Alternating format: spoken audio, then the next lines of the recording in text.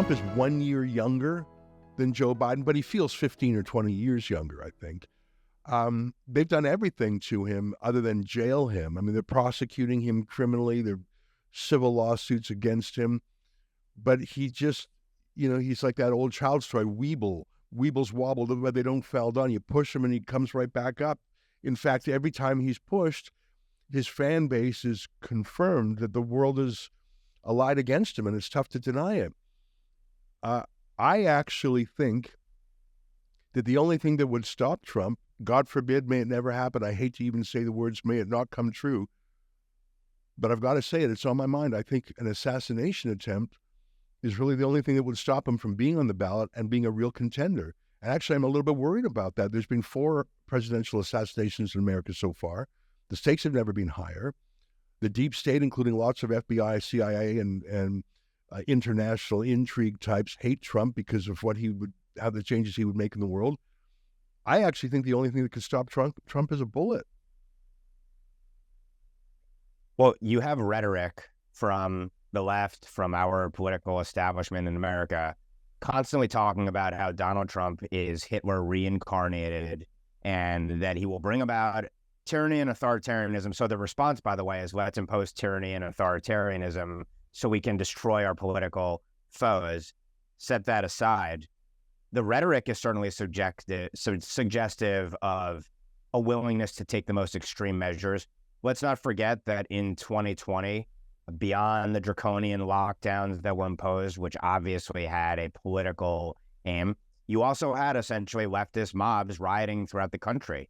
And so there was almost an assumption. If you recall, back around Election Day, you had businesses in places like Washington, D.C. boarding up their windows with the expectation there would be street violence, fires in the streets, essentially, to the extent the American people chose wrong. So there was a threat there, essentially, of mob justice trying to impose a political end at the threat of a gun or a billy club. And look, all you have to, the thing sort of speaks for itself in the way of the rhetoric that exists around Donald Trump and how existential a threat he is to the country. If you listen to our betters, our elites, and this is echoed, of course, globally as well. So you can't, sadly and disturbingly, you can't put anything past a rabid political opposition like this. I pray nothing comes to pass in the way of bodily harm, attempts, etc. Setting that aside, I don't think there's any way he does not win this nomination going away. The primary process is essentially over at this point. I'm not sure what the theory of the case was, if the belief was there would be some black swan event, that some superseding indictment would come down or some revelation would come in one of the myriad cases against him that was finally going to be the crushing blow that turned the Republican base against Donald Trump. To your point, the more we see these legal persecution attempts for what they are, and this is exposed every single day in many of these cases. For example, the so-called January 6th case out of D.C., where the prosecutor there, Jack Smith, is trying to rush the case to the Supreme Court on an emergency basis. Why? He can't articulate why there's an emergency for skipping the normal appellate process.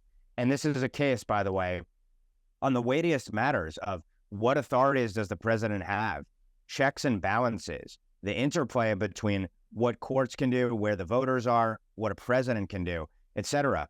You look at where the J6 case is, and the reason that Jack Smith, the prosecutor there, can't articulate the emergency is because the emergency is purely a political one. It's the Biden Justice Department really wants Donald Trump convicted of a crime before the presidential election, before the general election. But he can't say it in court, and as consequently, I think they're going to get smacked down in terms of their effort to make the Supreme Court rush through dealing with just a part of that case, the immunity aspect of it, argument that's been raised by Trump's side.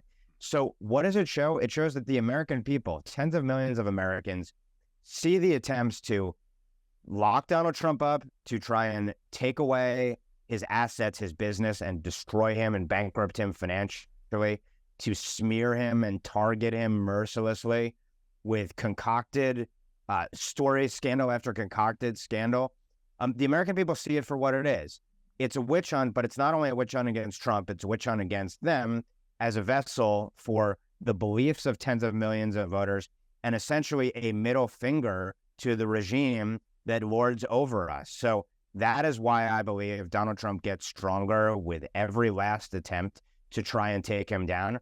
But it's incredibly disturbing and frightening, the rhetoric that you see, because the rhetoric suggests if this is the worst person on earth, what wouldn't you be willing to do to stop that worst person on earth from winning? And they did an awful lot last time around in 2020. We can go back to Russiagate and even pre-Russiagate efforts to go after Donald Trump.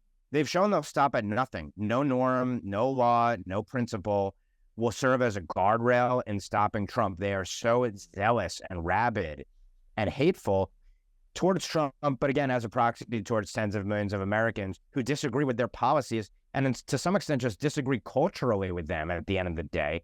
And so consequently, that puts us in a very perilous place going into 2024.